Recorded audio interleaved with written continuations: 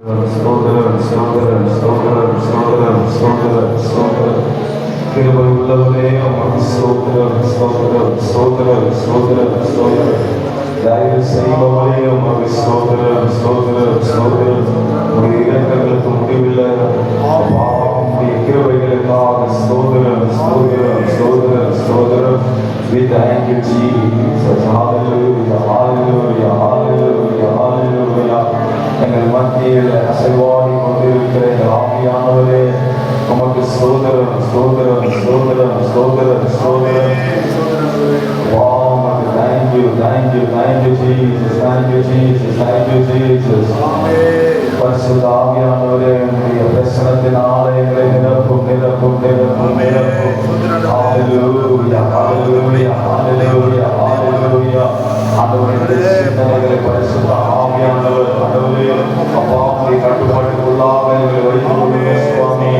ஆண்டவரே அப்பா அந்த ஆராதனை வேளையிலே எங்களுடைய சிந்தனைகள் முழுவதும் ஒவ்வொரு டிஸ்ட்ராக்ஷன்களை இயேசுவின் நாமத்தினால் எங்களுடைய சிந்தனைகளுக்கு அப்புறப்படுத்தி போடுங்க தகப்பனே கிறிஸ்துவின் சிந்தனையோடு நாங்கள் ஜெபத்தை நாங்கள் தரிவிருந்து அப்பா ஆண்டவருக்கு வேதத்தை ஆண்டவரை நாங்கள் பலனடைய எங்களுக்கு கிருபைகளை தாங்க சுவாமி அப்பா ஸ்தோத்திரம் ஸ்தோத்திரம் ஸ்தோத்திரம் தாரணமான இந்த பிரச்சனைகள் அமர்ந்திருக்கிற ஒவ்வொருடைய இருதயங்களை உள்ளங்களை நீர் பார்க்கிறே அப்பா பரிசுத்த ஆவியின் பலத்தினால ஒவ்வொருவரையும் பலப்படுத்துங்க பலப்படுத்துங்க எங்களோட இணைப்படுங்க சுவாமி நன்றி நன்றி நன்றி வர வேண்டிய மக்களை துரிதப்படுத்தி கொண்டு வாங்க முடிவு கொண்டும் கரமிருந்தே எங்களோடு நடந்துங்க சுவாமி எல்லா துதிகளை மகிமையும் ஒருவருக்கு செலுத்துகிறோம் இயேசுவின் மூலம் ஜெபிக்கிறோம் அவர்கள் கொள்ளலாம் சில பாடல்களை பாடி நாங்கள் உற்சாகப்படுத்தலாம் ஆனந்த துதி ஒளி கேட்கும் ஆடல் பாடல் சத்தமும் பதிக்கும் அவர்கள் பாடி நாங்கள் உற்சாகப்படுத்தலாம்.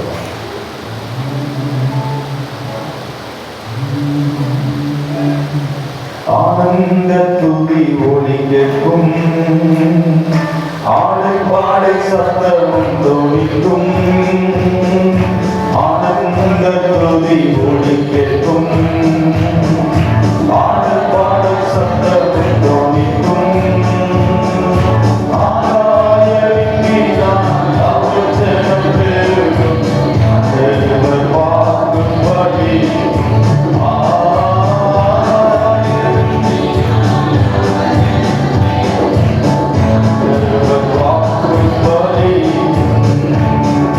மகிமை படுத்துவே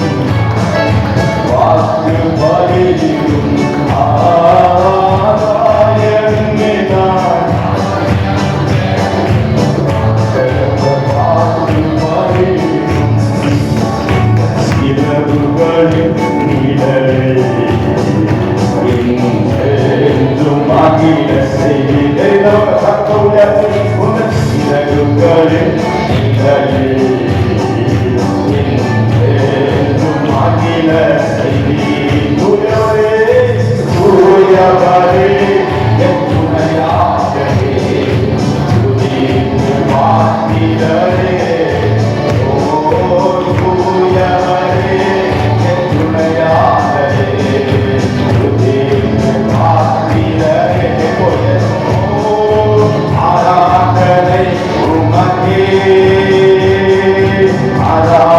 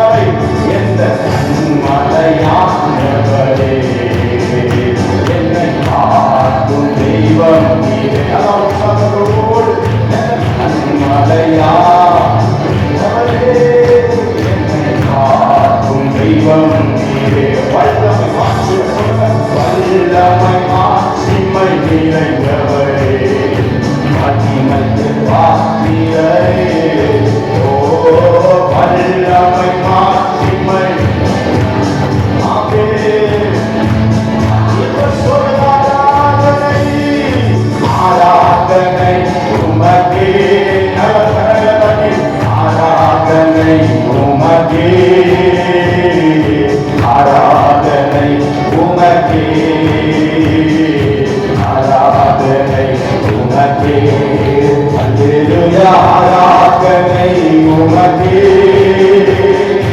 ஆராதனை உமக்கே ஆராதனை உமக்கே ஆராதனை உமக்கே எந்த நிலவினே எங்களில் நல்ல கரங்களை தட்டி ரூபாய் தந்தீரையா எந்த நிலவினே எங்களில் ஆப்பா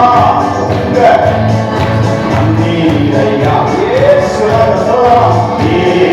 ராஜா எங்கள நாடி எதற்கும் பயமில்லையே ஓ இயேசு ராஜா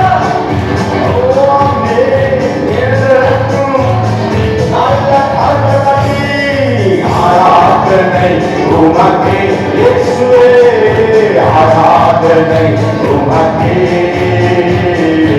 ஆராதனை உமக்கே ஆவே ஆராதனை உமக்கே அல்லேலூயா ஆராதனை உமக்கே ஆராதனை உமக்கே ஆராதனை உமக்கே ஆராதனை உமக்கே எங்கள் உயிருள்ள நாட்களெல்லாம் உம்மை கண்டு பாடியுள்ள வாயிலிருந்து சொல்லுங்க எந்த அப்பா என் உயிருள்ள நாட்களெல்லாம் உம்மை புகழ்ந்து பாடிடுவே ராசானி செய்த நன்மைகளை துதித்திடுவே ராசானி செய்த ஆமாப்பா நீ செய்த நன்மைகளை ஆராதனை உமக்கே ஆராதனை உமக்கே ஆராதனை உமக்கே ஓ ஆராதனை உமக்கே நல்ல புதிவாக சொல்லுங்க ஆராதனை உமக்கே இயேசுவே ஆராதனை உமக்கே அப்பா ஆராதனை உமக்கே வாயிலிருந்து சொல்லுங்க எந்த செலவீன நேரங்கள் வாயிலிருந்து செலவீன நேரங்களில் ஆமே உங்க தீர்வை தந்தீரையா வாயிலிருந்து அறிக்கை சொல்லுங்கப்பா என்னோட செலவீன நேரங்கள் உங்களுடைய தீர்வையினால எங்கள் நிரப்பும் அப்பா செலவீன நேரங்களில் உங்க தீர்வை தந்தீரையா ராஜா என்ற நாம் வாயிலிருந்து சொல்லலாம் ஏற்பட பயப்படாத ஆரம்பம் இயேசு ராஜா என்ற நாமி எதற்கும் நல்ல கரங்களை தட்டி ஆராதனை உமக்கே ஆராதனை உமக்கே இயேசுவே ஆராதனை உமக்கே ஆராதனை உமக்கே அல்லேலூயா ஆராதனை உமக்கே ஆவே ஓய ஆராதனை உமக்கே ஆராதனை உமக்கே இயேசுவே ஆராதனை உமக்கே ஆராதனை உமக்கே ஆராதனை உமக்கே ஆராதனை உமக்கே ஆராதனை ஓ ஆராதனை உமக்கே ஆராதனை உமக்கே ஆராதனை உமக்கே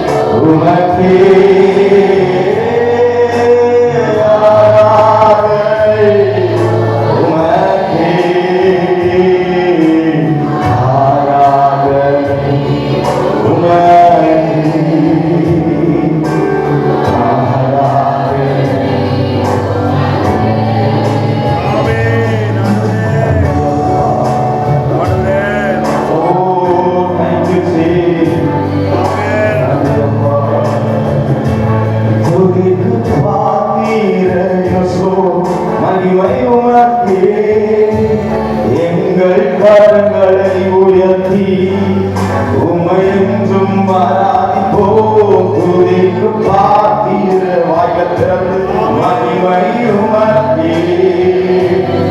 எங்கள் கரங்களை உயர்த்தி உமையென்றும் நீ பெரியவர், நீ பெரியவர், அற்புதங்கள் செய்பவர், உமை போல யாரும் இல்லை,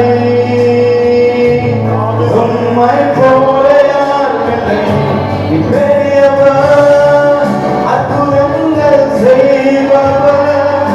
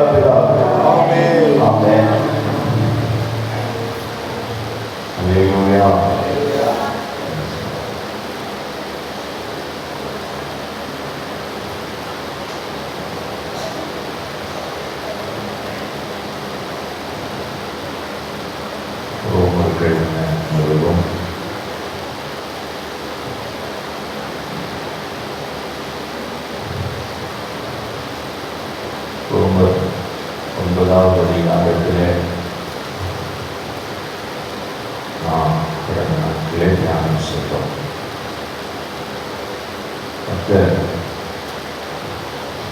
ஒவ்வொருவரையும் கணத்திற்குரிய ஒரு நபராக, கணத்திற்குரிய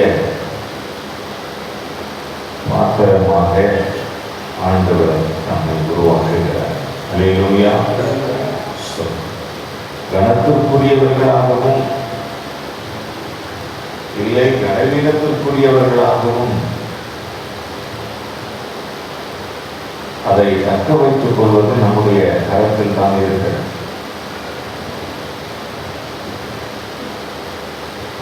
கனவீனமான ஒரு நபராக நாம் உருவான பிறகு மறுபடியுமாக புதுப்பிக்கப்படுவது என்பது ரொம்ப கடினமான ஒன்று.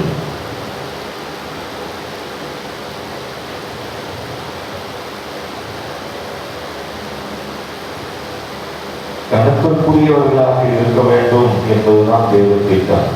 அல்லேலூயா.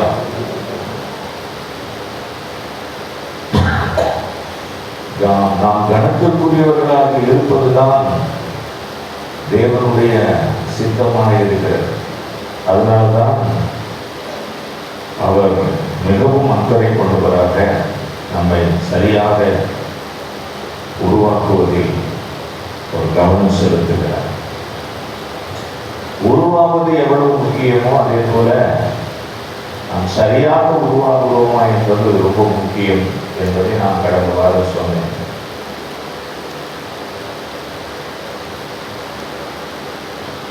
பிறக்கிறது முக்கியம்தான், படிக்கிறது முக்கியம்தான். பிறக்கிறது எல்லாரும் படிக்கிறது இல்லை, படித்தவர்கள் எல்லாரும் பண்புள்ளவர்களாகவும் இல்லை. அப்படி படித்து போய் நல்ல வேலைக்கு போய் சம்பாதிக்கிறவர்கள் எல்லாரும் அந்த பணத்தை சரியாகத்தான் செலவு செய்கிறார்களா என்பதும் இல்லை. அதனால நோக்கம் என்பது சரியாக இருக்க வேண்டும். நாம் சரியான விதத்திலே வளர வேண்டும். தேவனுக்கான பாத்திரங்களாக வளர வேண்டும். அல்லேலூயா. ஏதோ நாம் வளர்ந்தோம், ஏதோ ஒன்றை செய்தோம் என்பதை விட நாம் தேவனுடைய விருப்பத்தின்படி நாம் நடந்து கொள்கிறோமா என்கிறது தான் ரொம்ப முக்கியம்.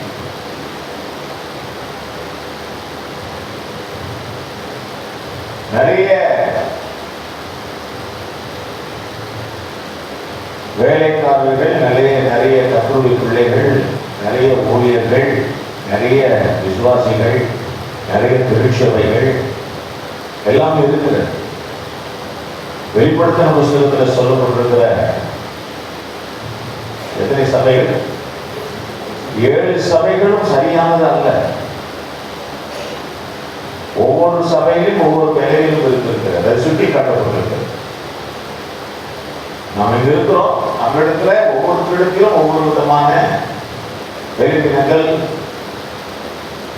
தவறுகள், தோல்வுகள் எல்லாம் இருக்கிறது.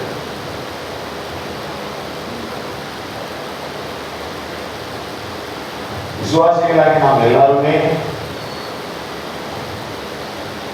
அவரவர்களுக்கு ஏற்றது போல ஒவ்வொரு விஷயங்களும் சரி தவறு என்று நிர்ணயிக்கப்படுகிறது. ஒரு குழந்தை இருக்கிறது, குழந்தை யூரின் போயிடுச்சு, எங்க மேட்ல போயிடுச்சு, தப்பு கிடையாது. அதுவே பெரியவர்கள் ஒரு 10 வயசு பையன் பண்றான்னா நான் என்ன பண்றோம்? கண்டிக்கிறோம். அதுதான். அப்ப எது சரி எது தவறு என்பது அவரவர்களை பொறுத்து.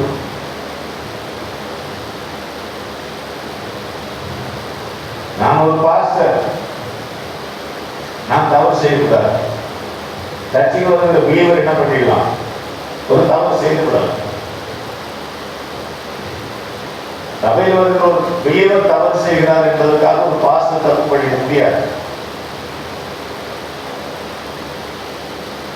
அதனால்தான் ஒருவனுக்கும் இடைவெளி ஏற்படுத்தாதீர்கள் என்று பரிசுத்த வேதம் நமக்கு சொல்லுது. புதியதாய் வருகிற ஒரு பிலீவர் அப்பதான் சர்ச்சைக்கு வராங்க, வந்து கொஞ்ச நாள் ஆகுது, அவர்கள் தவறுதான். ஆனால் அதுவே ஒரு 10 வருஷம் விசுவாசியாக இருக்கிறவர்கள் அதே தவறை செய்துவிடக்கூடாது. 2 பேருக்கு வித்தியாசம் இருக்குது. அப்போ ஒரு முதிர்ச்சி என்பது என்ன, ஒரு ஆவிக்குரிய வளர்ச்சி என்பது என்ன என்பது நம்ம நம்ம வீட்டில் பிறந்த ஒரு கடைசி பையன், மூணாவது பையன் ஒரு தப்பு பண்ணிடலாம். அவன் தப்பு பண்ணா மன்னிச்சிடலாம். அதே மூத்த பையன் தப்பு பண்ணா என்ன பண்ணிடலாம்? நீ எவ்வளவு செய்யலாம்? குடும்பத்தில் மூத்தவனா பொறுத்தது அறிவில்லை உனக்கு கேட்டோம். நீ தான் அவனுக்கு ரோல் மாடலா இருக்கணும். தப்பியாவ உன்னதான் அவன் ஃபாலோ பண்ணுவான். நீ செய்யக்கூடாது. நீ செய்யாமல் இருந்தாலும் நாளைக்கு அவனை என்ன பண்ணலாம்? நீ கேட்கலாம். ஏன்னா அந்த தப்பு பண்ண அப்படின்னு கேட்கலாம். நீயே அதை தவறு செஞ்சுட்டு இருந்தா சின்னவனை எப்படி நீ கரெக்ட் பண்ண முடியும்? பண்ண முடியாது. அப்போ கரெக்ஷன் என்பது எல்லாரிடத்திலும் செய்யப்பட வேண்டிய ஒன்றுதான். எல்லாரும் விலகினப்படுவது இயல்புதான். ஆனால் அப்போஸ்தலனாகிய பவுல் சொல்லுவது போல எல்லாம் செய்யலாம், ஆனால் அவையெல்லாம் எனக்கு என்னவா இருக்காது? தகுதியாக இருக்காது. அப்போ தகுதியும் ஒன்று இருக்கிறார். தேவனிடத்தில் ஒரு நற்பெயரை நாம் பெற வேண்டும் என்றால், ஒரு தாய் தகப்பனிடத்தில் நற்பெயரை பெற வேண்டும் என்றால், நம்மை நடத்துகிற ஒரு ஊழியக்காரனிடத்தில் நற்பெயரை பெற வேண்டும் என்றால், நம்முடைய இருதயம் அவர்களுடைய இருதயத்தோடு கூட ஒன்றிணைந்து இருக்க வேண்டும். அப்பதான் பக்தியே உண்டாகும். தேவன் மேல ஒரு நம்பிக்கை இல்லாமல் பக்தி நமக்கு வராது. தாய் தகப்பன் மேல் ஒரு நம்பிக்கை இல்லாமல் பக்தி நமக்கு வராது. அவர்கள் மேல் ஒரு பக்தி வராது. அண்ணன் மேல ஒரு நம்பிக்கை இல்லாமல் அண்ணன் மேல ஒரு பக்தி வராது. பாஸ்டர் மேல ஒரு நம்பிக்கை இல்லாமல் பாஸ்டர் மேல ஒரு நம்பிக்கை இல்லாமல் பக்தி வராது.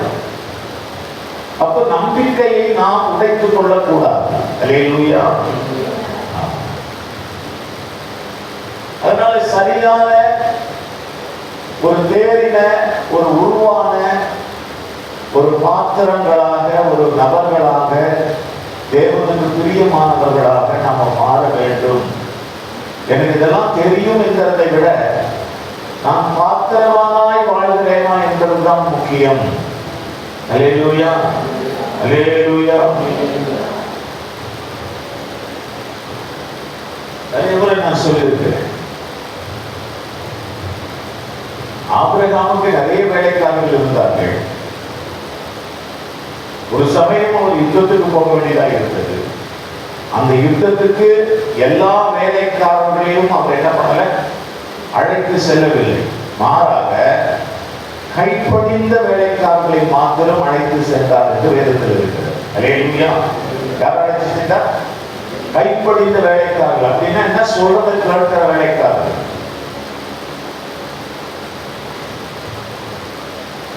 அவர்களால் மட்டுமே வெற்றி பெற முடியும். அவர்களால் மட்டுமே ஜெயம் எடுக்க முடியும்.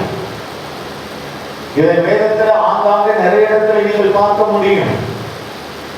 அல்லேலூயா. நிறைய இடத்துல பார்க்க முடியும்.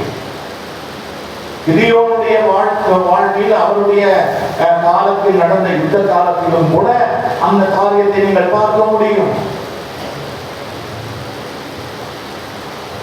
யோசுவாவின் காலத்தில் அதை பார்க்க முடியும். இயேசுவுக்கும் 12 சீஷர்கள் இருந்தார்கள். அதிலே ரொம்ப முக்கியமாக எத்தனை சீஷர்களை கூட வைத்திருந்தார்? 3 பேரை வைத்திருந்தார். ஏன்னா சொல்றது கேட்கிறவங்க அவங்கதான். 12 பேர் இருக்கலாம். அப்போ நமக்கு பிள்ளைங்க எத்தனை அர்த்தம் அல்ல, எத்தனை வேண்டும், எத்தனை பிள்ளைகள் என்ற அர்த்தம், எத்தனை பிள்ளைகள் நாம் சொல்லுவதை கேட்கிறது என்பதுதான் முக்கியம். அந்த கேட்கிற பிள்ளைகள் தான் சரியாக உருவாகிறார்கள் என்பது அர்த்தம். அதனால்தான் தேசத்துக்கும் பிரயோஜனம், சபைக்கும் பிரயோஜனம், குடும்பத்துக்கும் பிரயோஜனம். சொல்லுவதை கேளாதிருக்கிற பிள்ளைகளாக, பிள்ளைகளை உடைய குடும்பமாகட்டும், சொல்லுவதை கேளாது இருக்கிற சபையாகட்டும், சபையில் இருக்கிற விசுவாசிகளாகட்டும், அவைகளால் ஒரு நன்மையும் கிடையாது. அந்த விளைவு நம்ம விட்டுரும். அவிசுவாசமான ஒரு சூழ்நிலைக்கு தள்ளப்பட்டு போவோம். என் தேவன் எனக்கு சகலத்தையும் நன்மையாக என்ன சொல்லுங்க. அப்போ என் தேவன் எனக்கு என்ன செய்வாரு சொல்லுங்க? நன்மை மட்டும்தான் செய்வார். இந்த விசுவாச நம்பிக்கை இருந்தால் நம்முடைய விசுவாசம் வளரும். என்னுடைய தகப்பன் தாய் எனக்கு நன்மையை மட்டும்தான் செய்வார்கள் என்ற நம்பிக்கை எந்த குழந்தைகளுக்கு இருக்கிறதோ அந்த குழந்தைகளுடைய விசுவாசம் நம்பிக்கையும் பெற்றோர்களை வளரும். என்னுடைய ஆவிக்குரிய தகப்பனாய் இருக்கிற என் ஊழியக்காரன் எனக்கு நன்மையை மட்டும்தான் செய்வான், தீமை செய்ய மாட்டான் என்கிற நம்பிக்கை இருக்கும் போதுதான் விசுவாசமும் நம்பிக்கையும் நமக்குள்ளே வளரும். அல்லேலூயா. கரங்களை வைத்து சொல்லுவோம் அல்லேலூயா. குழந்தையா இருக்கும்போது சில நேரம் தெரியாது, நமக்கு குழந்தைகளுக்கு தெரியாது இல்லையா? குழந்தைகளுக்கு தெரியும்.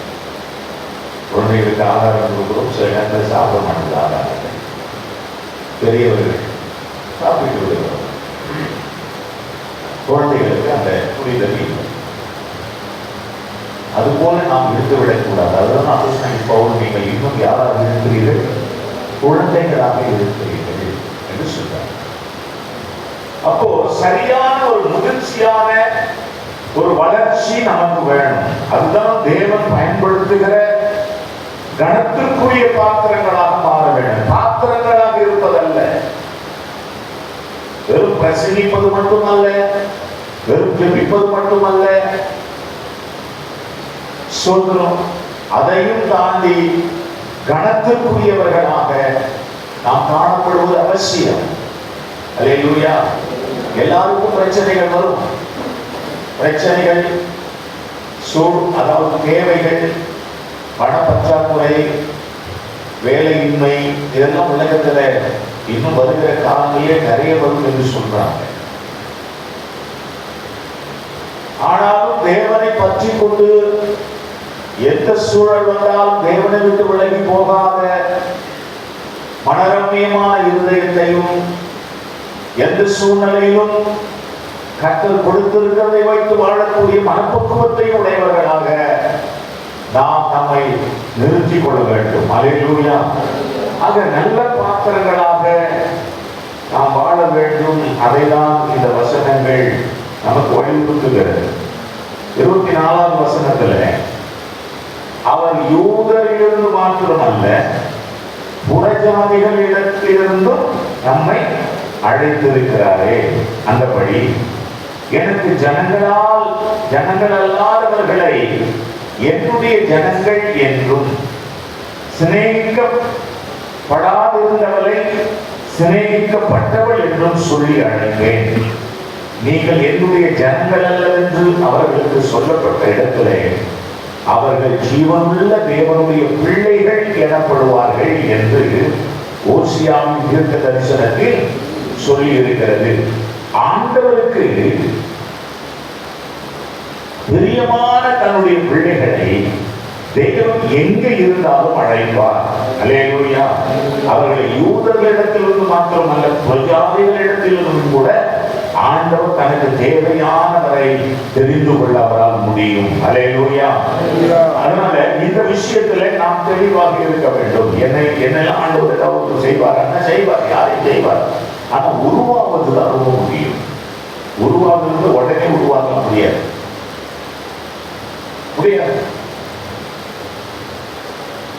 அதாவது ஏதோ கொஞ்ச காலத்துக்கு நாம் எரிகிறவர்களாக இருந்துவிட்டு அநேக காலத்துக்கு அணைந்து போனவர்களாக மாறிவிடக்கூடாது. ஆண்டவர் வரும் வரை உலகத்தின் முடிவு பரியந்தமும் நாம் கர்த்தருக்காக எரிகிற தீபங்களாகவே வெளிச்சம் உள்ளவர்களாக இருக்க வேண்டும். நம்முடைய வெளிச்சத்தை இருளாக்கும்படிக்கு சூழ்நிலைகள் வரும். அந்த சூழ்நிலைகளை நாம் தாண்டி வர வேண்டும். அல்லேலூயா. அந்த சூழ்நிலைகளை தாண்டி வர வேண்டும். நம்முடைய வெளிச்சத்தை இருளாக்குவதற்கு, நம்முடைய ஆவிக்குரிய வாழ்வை கெடுப்பதற்கு நிறைய காரியங்கள் வரும். பிசாசு பலரை எழுப்பி விடுவான்.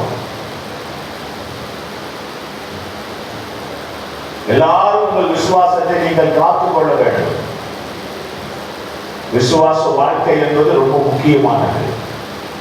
வேலை ஸ்தலத்திலிருந்து பிரச்சனை வரலாம், உறவுகள் மத்தியிலிருந்து பிரச்சனை வரலாம், ஏன் சபையிலிருந்து கூட பிரச்சனை வரலாம்.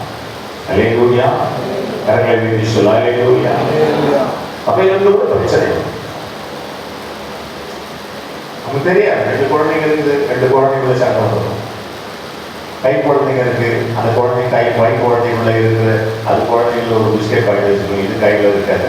இதெல்லாம் இடத்துல ஏற்படும். நமக்கு என்னமோ நம்ம குழந்தைக்கு பிஸ்கெட் வாங்கி கொடுத்து நம்ம நினைச்சு வந்துருப்போம். அது பார்த்து 4 குழந்தை இருக்கும். 4 குழந்தைக்கு பிஸ்கெட் வாங்கி கொடுக்க முடியுமா? முடியாது. ஏன்னா ஒரு குழந்தைக்கு பிஸ்கெட் கொடுக்க கூடாதுன்னு இருப்பாங்க. புரியுதா? பிஸ்கெட்டே குழந்தைங்க கொடுக்க கூடாது முடிவு இருப்பாங்க. அவங்க கொடுத்தா அந்த குழந்தைக்கு ஏதாவது தெரிய பிடிக்கும், வேற ஏதாவது கடற்கரை இருப்பாங்க. நம்ம பிஸ்கெட் கொடுத்துலாம அந்த குழந்தைங்க தான் பிடிச்சிச்சு, சளி பிடிச்சிச்சு, ஒரு பிரச்சனை வரும். அப்ப இதனாலதான் அப்போஸ்தலன் பவுல் தெளிவா இருக்கிறாரு, தெளிவா சொல்லி இருக்கிறார், யாருக்கும் இடங்களை ஏற்படுத்தாதீங்க. உனக்கு பசி எடுத்தா போய் மறைய போய் சாப்பிடுறது. ஆக பிரச்சனைகளும் சண்டைகளும் உருவாகுவதற்கு பல வழிகள் உண்டு. எங்க வேணாலும் வரலாம். நீங்க இருக்கிற உங்க வீட்டுல கூட வரும், அந்த பகுதி விட்டு அவங்க வரும், குழந்தை மூலியமா வரும். இவைகள் மத்தியிலையும் நம்முடைய விசுவாச வாழ்க்கையை நாம் காத்து கொள்ள வேண்டும். அல்லேலூயா. கரங்களை உயர்த்தி சொல்லுவோம். அல்லேலூயா. வழி ஏறி வரும்போது கால் சிலிப்பிடுச்சு, கால் கொஞ்சம் இதுவானதுனால அப்படி இதுவாகிடுச்சு வச்சுக்கிட்டேன். இதுதான் சர்ச்சைக்கு போவோம் நான் சொல்லணும். சொல்ல முடியுமா? சொல்லுங்க. சர்ச்சைக்கு போனதுனால தான் இப்படி ஆச்சு. அதனால இனிமேல் என்ன பண்ணாது, நீ சர்ச்சைக்க போகாது. சொல்ல முடியுமா? வேலைக்கு போனதுனால தான் இப்படி ஆச்சு, அதனால இனிமேல் வேலைக்கு போகாது.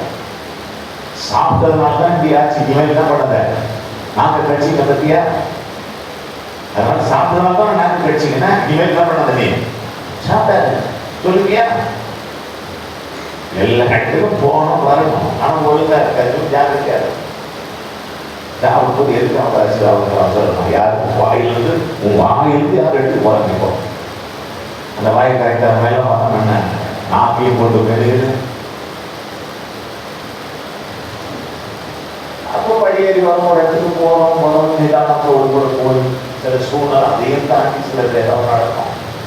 ஆனால் அவைகளையும் தாண்டி கர்த்தருடைய பலனை பெற்று அல்லேலூயா ஆண்டவர் நம்மளை காப்பாற்றுவார், காக்கிறார் என்ற தைரியத்தோடு விசுவாசத்தை காத்துக்கொண்டு அவன் நம்முடைய பரிசுத்த வாழ்க்கையை பாதுகாத்து கொள்ள வேண்டும். அல்லேலூயா. சண்டை வருது, அது வருது, இது வருது, பசியா இருக்குது, சாப்பாட்டு வழி இல்லை, வேலை இல்லை, வருமானம் இல்லை, அதெல்லாம் வருவோம். நீ வேலை இல்லை, நமக்கு வேலை வரும். அல்லேலூயா. நீ சாப்பாடு கொஞ்சம் கஷ்டம், நாளை கரெக்ட். இந்த வாரம் மிக தரவை கோயம்புத்தூர்ல மிக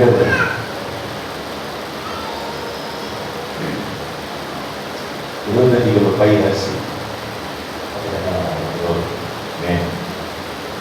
அப்படியே கிழிஞ்சி ரோட்டில் மொத்தம் கொட்டி பையன் தனியாக கிடக்குது.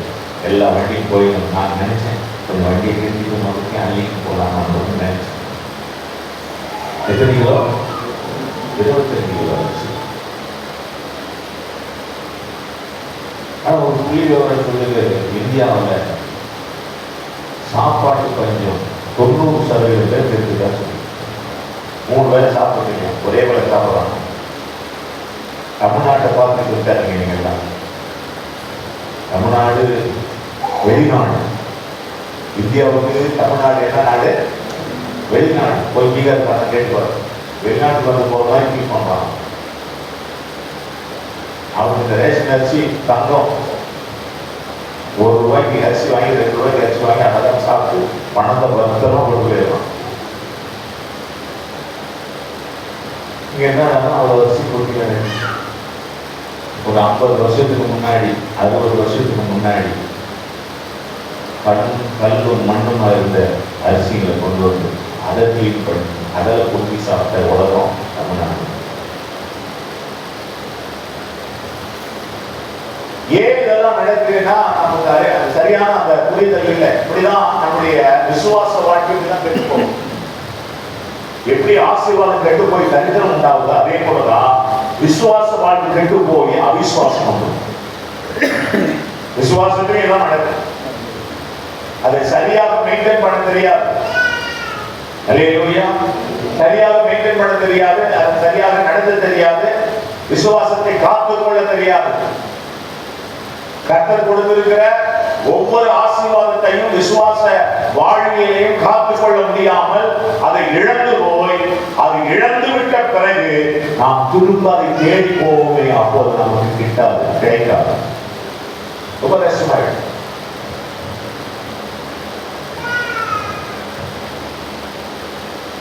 விசுவாசம் என்கிற அந்த வாழ்வியலை கடைசி வரைக்கும் நிலையாக வைத்துக் கொள்வது அவசியம். நீ எதை வேண்டுமானாலும் செய், ஆனால் நிரந்தரமாய் செய்வாயா என்பது அதற்கு வேண்டி தகுதி இருக்கிறதா, அதற்கு வேண்டிதான் மனப்பக்குவம் இருக்கிறதா?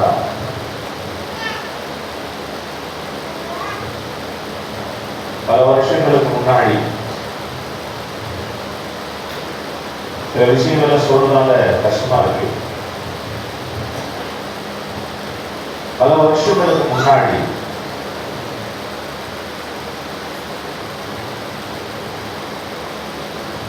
தேவனை சார்ந்து கொண்டு உண்மையாக இருந்த அநேகர்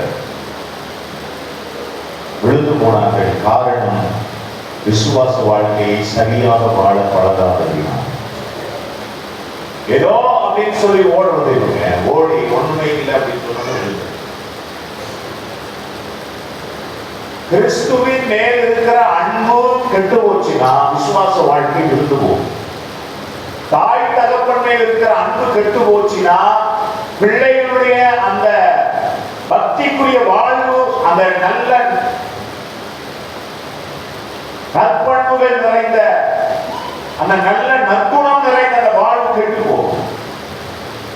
நம்ம யார் மேல அன்பு உடையவர்களாக இருக்கிறோமோ அந்த அன்பு குறைந்து போனால் நம்முடைய வாழ்வின் முறையே மாறி போகும். புரிஞ்சுக்க, தேவன் மேல் இருக்கிற அன்பு குறைந்தால் நம்முடைய வாழ்வு முறை மாறும்.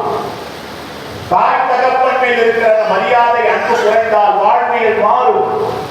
ஒரு போதகன் மேல் இருக்கிற அன்பு வாழ்வியல், அந்த போதகன் மேல் இருக்கிற மதிப்பு அன்பு குறைந்தால் அவங்க வாழ்வியல் மாறும். கெட்டவளா போயிடுவாங்க, துணிகரமா பாவம் பண்ணுவாங்க. ஏன்? இயேசுவின் மேல் இந்த அன்பு குறைந்து போனது. ஆலயத்தின் மேல், தேவ பிள்ளைகள் மேல், தேவ ஊழியக்காரன் மேல் இருந்த அன்பு குறைந்து போனது. அதனால் துணிகரமாக பாவம் செய்ய ஆரம்பிக்கிறார். அல்லேலூயா. அன்புதான் பிரதான். அல்லேலூயா. அன்புதான் ரொம்ப முக்கியம். விசுவாசம், நம்பிக்கை, அன்பு, இவைகளில் அன்பே பெரியது. அன்பு சரியா இருந்தா தவறுகள் செய்வதற்கு வாய்ப்பு கிடையாது, தவறி போவதற்கு வாய்ப்பு கிடையாது, கீழே விழுந்து போவதற்கு வாய்ப்பு கிடையாது, பாவம் செய்வதற்கு வாய்ப்பு கிடையாது, துரோகம் பண்ணுவதற்கு வாய்ப்பு கிடையாது. அன்பு பரிசுத்தமானதாக இருக்கும் பட்சத்தில் மனைவியோ கணவனோ துரோகம் பண்ணுவதில்லை. அன்பு பரிசுத்தமாக இருக்கும் பட்சத்தில் விசுவாசிகள் துரோகம் பண்ணுவதில்லை, ஊழியர் துரோகம் பண்ணுவதில்லை. அன்புதான் காரணம். அன்பை காத்துக் கொள்வது அவசியம். சரியான ஒரு வளர்ச்சி, சரியான ஒரு முதிர்ச்சி உருவாகுதல் ரொம்ப முக்கியம். ஏதோ பலமுற்றோம்லாம் கிடையாது. இந்த வருஷம் 30 வருஷம் 40 வருஷம் விசுவாசியா இருக்கணும்லாம் கிடையாது. சரியான வளர்ந்து இருக்கிறோமா, அதுதான் ரொம்ப.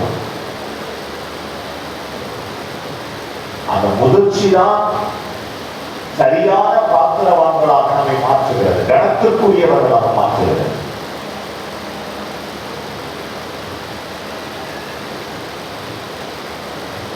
நமக்கு ஒரு 100 பேர் தெரிஞ்சவங்க இருக்கிறாங்க அப்படின்னா, ஆனா ஒரு சிலரை நம்ம மனசுல அப்படியே பதிய வச்சிருக்கோம்.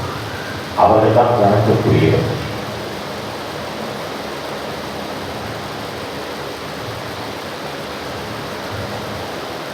கவனிங்க,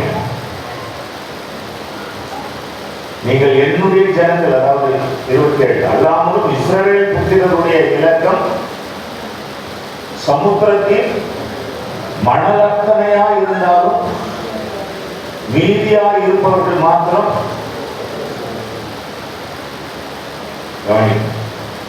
அதே அதிகமான பேர் மனதத்தனையான இஸ்ரவேல் இலக்கம் இருந்தாலும் விசுவாசத்துல யார் சரியா மீண்டு இருக்கிறானோ அவன் தான் ரட்சிக்கப்படுவான். எவ்வளவு பேர் இருந்தாங்கிறது முக்கியம் அல்ல, எவ்வளவு பேர் ரட்சிக்கப்பட்டார்கள் தான் முக்கியம். அல்லேலூயா. முடிவு பரியந்தமும் அப்ப இந்த ரட்சிப்பு இல்லாம இன்னொரு ரட்சிப்பு இருக்கிறது. அதுதான் பரலோகத்துக்கு நம்ம போற வாழ்வு, பரலோக வாழ்வு. இப்ப சர்ச்சுக்கு வந்துட்டோம், ஞானம் தான் எடுத்துட்டோம், கம்பெனி எடுத்துக்கிறோம், அதனால சர்ச் மெம்பர். இதிலேயே ஒழுங்கில்லாம இருக்கிற சூழலும் இருக்கிறது நிறைய பேர். ஆனால் முடிவு பரியனும் விசுவாசத்தை காத்து கொண்டு நிற்கிறவன் தான் பரலோக ராஜ்யத்துக்குள்ள பிரவேசிப்பான் என்று பைபிள் சொல்லுது. இஸ்ரவேல் ஜனங்கள் மணலத்தனையாய், அல்லேலூயா, ஆபிரகாம் சொன்னார் இல்ல,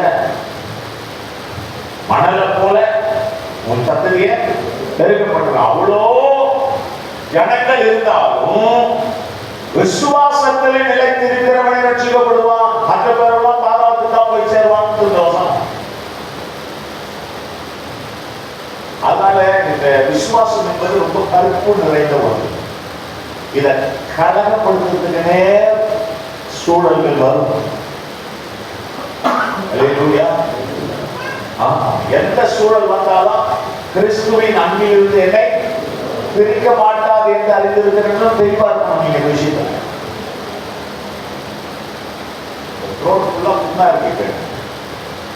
பள்ளிகள் மத்தியில் பேசிட்டு இருக்கிறேன். இதுவும் வேலைக்காரனா தான் நான் பண்ணுவான், எனக்கு ரோட் சரியில்லை மாஸ்டர் அப்படின்னு சொல்லி போயிருப்பாங்க. நான் உட்கார முடியுமா? சொல்லுங்க, முடியாது. ஒரு அப்பா இருக்கிறார் வீட்டுல, என்னால முடியலமா நான் நீ வேலைக்கு போகணும்னு சொல்லுவார். அவர முடியலன்னா கூட எழுந்து வேலைக்கு போவான். ஏன்னா குழந்தைங்களுக்கு சாப்பாடு கொடுக்கணும். இந்த மனப்பக்குவம் தான் முதிர்ச்சி. ஏதோ நான் போ, எனக்கு முடியாது, நான் போறேன் அப்படின்னு சொல்லிட்டு போறதில்லை. விசுவாச வாழ்க்கை இப்படி இருக்கணும். உன்னால் முடிந்தாலும் முடியாமல் போனாலும் உன் பயணத்தை நீ தொடர்ந்து பயணிக்க வேண்டும். உன் விசுவாசத்தை நீ கடைசி வரைக்கும் காத்துக்கொள்ள வேண்டும்.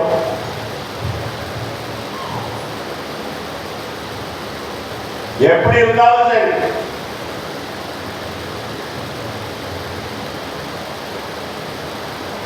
பலவீனத்தோடு சரீர பலவீனம் இருக்கலாம், ஆனால் ஆவியோ அந்த பலத்துல நீ ஓடிட்டே இருக்கணும்.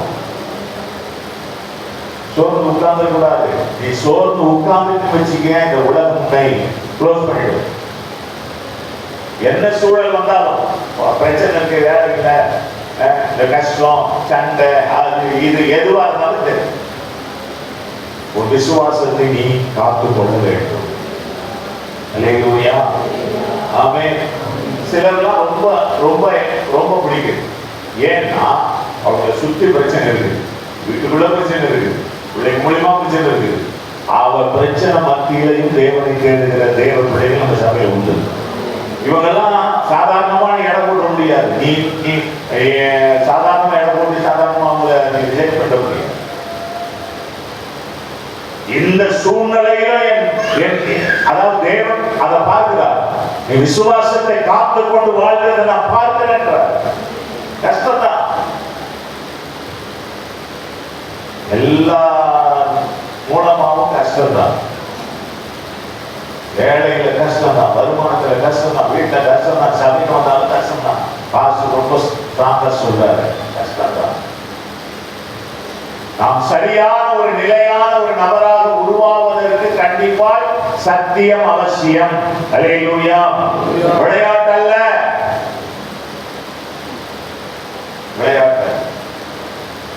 நம்ம எல்லாரும் தேறினவர்களாக மாற வேண்டும். ஏதோ சும்மா சர்ச்சைக்கு வந்துட்டு போனவங்களா இருக்கக்கூடாது. சாதாரண உலக படிப்பு படிக்கிற பிள்ளைகளை சொல்றோம், எல்லாரும் 100க்கு 100 மதிப்பெண்களை பெற வேண்டும் என்று சொல்லி முயற்சிக்கிறார். வெயிலாயிடுவதற்காக கிளாஸுக்கு அப்புறம் வரதில்லை. அதுக்காக யாரும் வாத்தியார் டீச்சர்ஸ் நடத்துறதில்லை. அதுக்கே எப்படின்னா கிறிஸ்துவை போல மாற்றுவதுதான் ஊழியம். நாம் எல்லாரும் தேறினவர்களாக மாறுவது நாம் தேவ திட்டம். அல்லேலூயா. ஆமா, இங்கே மனலத்தனையான ஜனங்கள், விசுவாச பிள்ளைகள், தேவனுடைய ஊழியர்கள், தேவனுடைய சபை இருந்தாலும் கூட மீண்டவர்கள் மட்டும்தான். அல்லேலூயா. வசனம் என்ன சொல்லுது? மீதியாய் இருப்பவர்கள் மாத்திரமே ரட்சிக்கப்படுவார்கள். அவர் நீதியோடு சீக்கிரமாய் நம்முடைய காரியத்தை நிறைவேற்றுவார். கர்த்தர் பூமியிலே சீக்கிரமாகவே காரியத்தை நிறைவேற்றி முடிப்பார் என்று ஏசாயா இஸ்ரவேலரை குறித்து சீக்கிரமாக ஜட்ஜ்மெண்ட் சொல்றார், நியாய தீர்ப்பு சொல்றார். யாருமே தப்பிக்க முடியாதுன்னு சொல்றார்.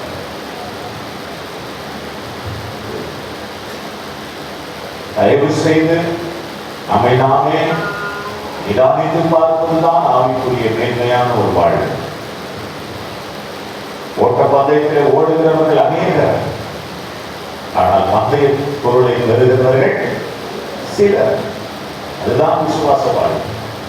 நாம் அந்த சிலரில் ஒருவராக இருக்கணும். ஆமென் சொல்லுங்க. அல்லேலூயா, அல்லேலூயா. நான் ஏற்கனவே சொன்னது போல தேவனே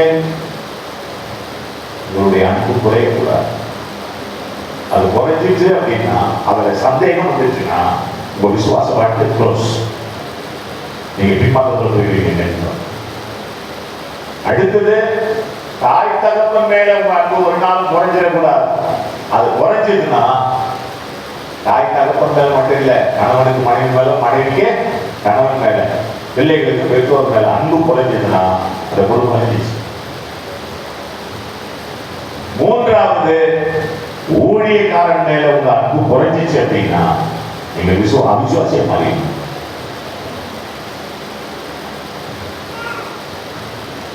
அவிசுவாசியிலும் கேடாய் போய் முடித்தீர்கள் உங்கள் ஓட்டத்தை.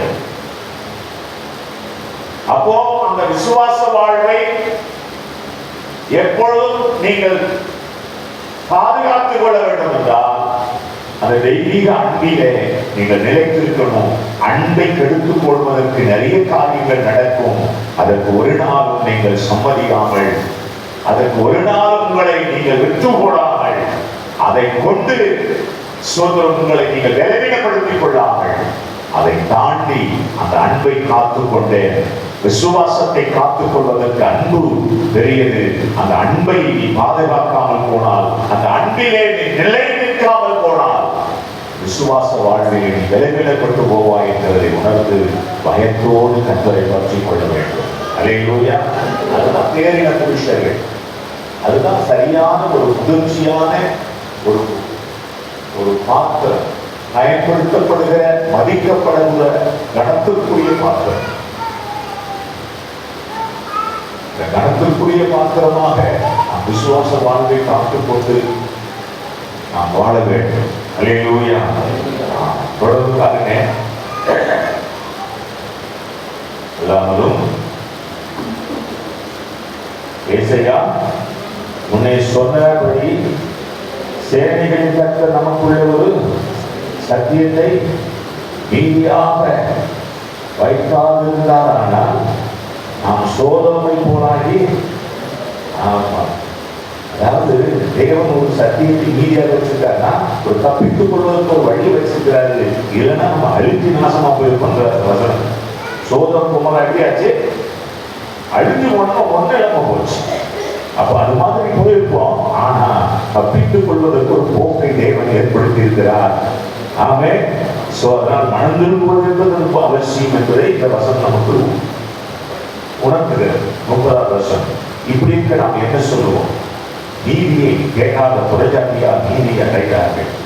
அது விசுவாசத்தினாலே ஆகும் நீதியை. நீதி பிரமாணத்தை தேடின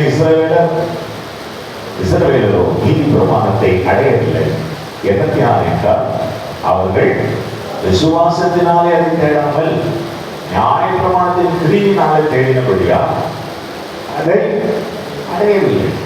இடர்களுக்கான கல்வி இடறினார்கள்.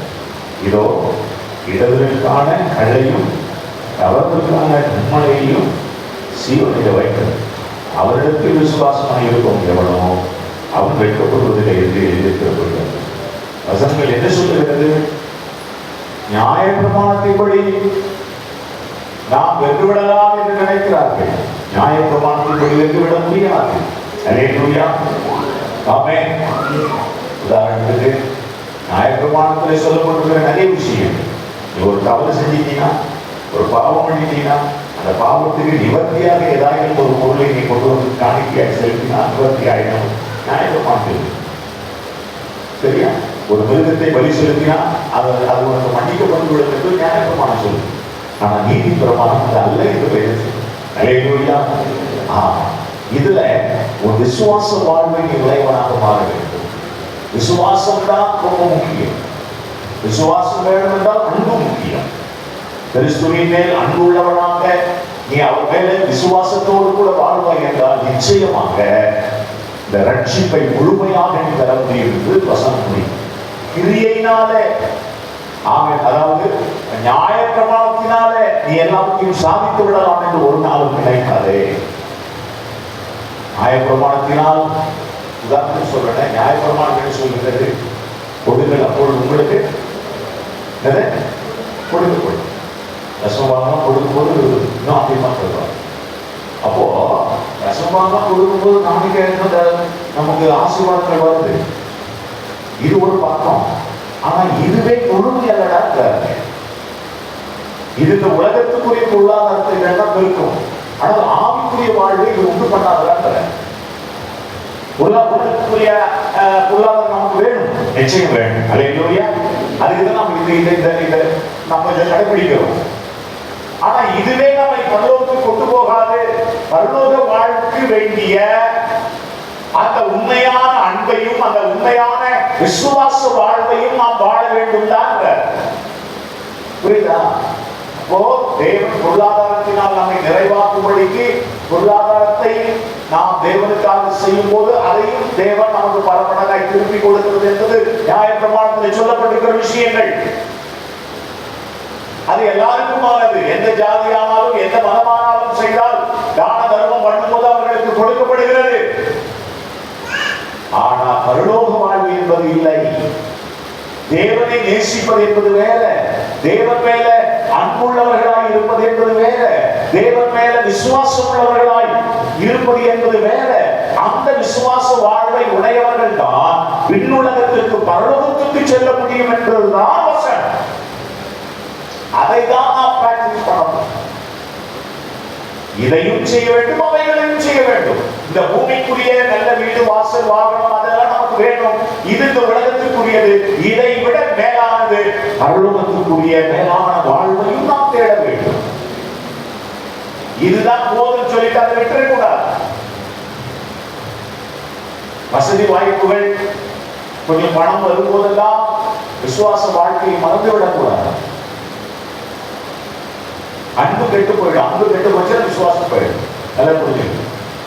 அன்பு எப்ப கெடுது? பணம் நிறைய வரும்போது அன்பு இல்லாம போயிடும். அப்போ பணத்தை ஒரு பொருட்டாக நினைக்க கூடாது. அன்பை கெடுத்து போடுகிற அளவுக்கு பணம் வந்துச்சுன்னா எல்லாருக்கும் துரோகம் பண்ணிடுவோம். ஆண்டவருக்கு துரோகம் பண்ணிடுவோம், கணவன் மனைவி பிள்ளைகளுக்கு துரோகம் பண்ணிடுவோம், பெற்றோருக்கு துரோகம் பண்ணிடுவோம், பாஸ்டருக்கு துரோகம் பண்ணி, சபைக்கு துரோகம் பண்ணிடுவோம், எல்லாத்துக்கும் துரோகம் பண்ணிட்டு அவிசுவாச வாழ்க்கை தான் மீறும்.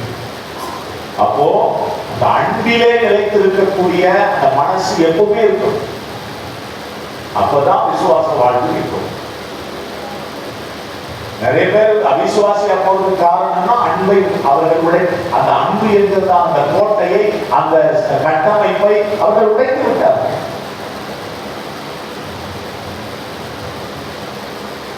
அன்பு என்கிறதான அந்த கட்டமைப்பை உடைக்கும் போதுதான் ஒரு மனிதன் மனைவிக்கு துரோகம் பண்ணுகிறார், ஒரு மனைவி கணவனுக்கு துரோகம் பண்ணுகிறாள், பிள்ளைகள் பெற்றோருக்கு துரோகம் பண்ணுகிறார்கள். அன்பிலே நிலைத்திருந்தேன். அல்லேலூயா. அப்பதான் விசுவாச வாழ்க்கை என்பது இருக்கும். ஆமென். அன்பு இருந்தால் நல்லது. சொன்னா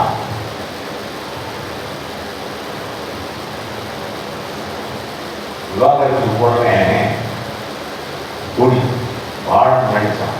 அப்ப அவன் சொன்னா, அதே மாதிரி அன்பு இல்லை, கூடி வாழ்ந்தா நாளைக்கு விஷமும் வச்சாலும் தான் பண்ணிடுவான். விஷம் வச்சு கொடுத்தாலும் கொடுத்துருவாங்க. எப்படி இவரோடு கூட சேர்த்து வாழ முடியும்? அப்ப என்ன இல்லைங்க, அன்பு இல்லை. அன்பு எதை தள்ளுமா? அன்பு இருந்தா எது இருக்காது, அப்போ வயல் இருக்காது. மனைவி கொடுக்குற பாலும் சாப்பாடும் சந்தேகம் வராது. கடன் வாங்கி வந்து கொடுக்குற சந்தேகம் வராது. அண்ணன் தம்பி அக்கா தங்கச்சி வாங்கி வந்து கொடுக்குற சந்தேகம் வராது. யாருன்னா சொந்தக்காரங்க முக்கியமானவங்க வந்துட்டு போனா அந்த பொருளை எடுத்து தனியா வச்சிடறாங்க. இன்னைக்கு உண்டு, சாப்பிடாத அவ ஏதாவது பண்ணி வச்சுனாலாம் எடுத்து வந்துருப்பான். ஏன் இல்ல, என்ன இல்லாங்க, அன்பு இல்லை. அப்ப அன்பு இருந்தால் விசுவாச வாழ்க்கை வரும், நம்பிக்கை உண்டாகும். அதுதான் நம்மை சரியான விதத்திலே பிரயோஜனமானவர்களாய் கனமுள்ளவர்களாய் மாற்றும். இவர்கள் தான் நீந்தவர்கள். கிறிஸ்துவின் அன்பில கடைசி வரைக்கும் யாரெல்லாம் நிற்கிறார்களோ அவங்கதான் கிறிஸ்துவோடு நிற்பாங்க. மற்றவங்களாம் ஓடியே போயிடுவாங்க. இயேசு கிறிஸ்து சிலுவையில அடிக்கிற வரைக்கும் ஒரே ஒரு சீஷன் மட்டும்தான் கூட இருக்காங்க. யார் தெரியுமா? யோவான் மட்டும்தான். பேதுரு கூட விட்டார். அப்போ அன்புன்னு ஒண்ணு இருக்கா, உயிரை போனாலும் கூட நிற்கும். அந்த அன்பு ஒரு நாளும் உடைக்கப்படாமல் பத்திரமாக பாதுகாத்துக் கொள்ள வேண்டும். அதற்கு விசுவாசம் என்கிற காரியம் வேண்டும். அல்லேலூயா. விசுவாசமும் அன்பும். ஆக நம்பிக்கை, இது மூணு இருக்கும். விசுவாசம், நம்பிக்கை, அன்பு. இது மூணு அன்பு இருந்தால்தான் இவைகள் இருக்கும். இவைகள் இருந்தால் நாம் கடைசி வரைக்கும் நிலைத்திருப்போம். அல்லேலூயா. இல்லைன்னா பின்மாற்றத்தில் ஓடி போவோம். பின்மாற்றத்திலே ஓடி போகிறவர்கள் அன்பை இழந்து போன அன்புக்கு துரோகம் பண்ணினார்கள். அன்புக்கு துரோகம் பண்ணினவர்கள் தான் பின்மாற்றத்திலே போக முடியும். நம்பிக்கைக்கு துரோகம் பண்ணும்போதுதான் பின்மாற்றத்திலே போக முடியும். ஆக ஒரு நாளும் பின்மாற்றத்திலே போகிறவர்களாய் நாம் இல்லாமல் சோற்றம் நீந்தவர்களால், ஓடல் போகட்டும், நீந்தவர்களால், தூற்று கூட எடுத்து தூற்றப்படுகிறது, அதெல்லாம் ஓடி போகிறது. மீந்ததுதான் நெற்மணிகள், அல்லேலூயா, கோதுமை மணிகள், அதுதான் களஞ்சியத்தில் சேர்க்கப்படுகிறது. நாம் மீந்தவர்களாக இருக்க வேண்டும். அல்லேலூயா. அவன் குப்பைகளாக மாறிவிடக் கூடாது. அவன் சொல்லுங்க அல்லேலூயா. அவன் இதெல்லாம் வசனத்தின்படி தான் சொல்லிட்டு ஒரு நாள் குப்பைகளாக எரிந்து போடுகிற குப்பைகளாக மாறிவிடும். ஜீவனுள்ள கற்கள் மேல் கட்டப்பட்ட மாளிகையாக நாம் இருக்க வேண்டும். அல்லேலூயா. கண்களை மூடி நாம் ஜெபம். தகப்பனே, இந்த நேரத்தில் வசனங்களுக்காக நன்றி. ஆண்டவரே, நாங்கள் சாதாரணமான ஜெயவீனமானவர்கள் தான். எங்கள் மேலே தீமைகள் நீங்கள் சத்துருவின் வல்லமைகள் அகன்று போகட்டும். அந்த காலத்தின் கிரியைகள் அகன்று போகட்டும். எல்லா அசுத்த வல்லமைகளுக்கு எதிராக நாங்கள் கட்டாமல் வருகிறோம். குடும்பங்களுக்கு விரோதமாய், பிள்ளைகளுக்கு விரோதமாய், குழந்தைகளுக்கு விரோதமாய் எழுப்பி கிரியை செய்கிற எல்லா பொல்லாத ஆவிகளை நாங்கள் கடிந்து கொள்கிறோம். தேவனுடைய பாதுகாப்பை நாங்கள் சொல்லுகிறோம். ஒவ்வொருவரையும் கர்த்தர் பத்திரமாய் பாதுகாக்கிறோம். தொடர்ந்து வழிநடத்தும். ஆண்டவரே இயேசு கிறிஸ்துவின் நாமத்தில் பிதாவே, ஆமென். எல்லாரும் சொல்லுங்கள். நாமமாவது முழு உள்ளமே பரிசுத்த நாமத்தை சொல்லுங்கள். என் ஆத்துமாவே கர்த்தரை செய்த சகல உபகாரங்களை God bless you.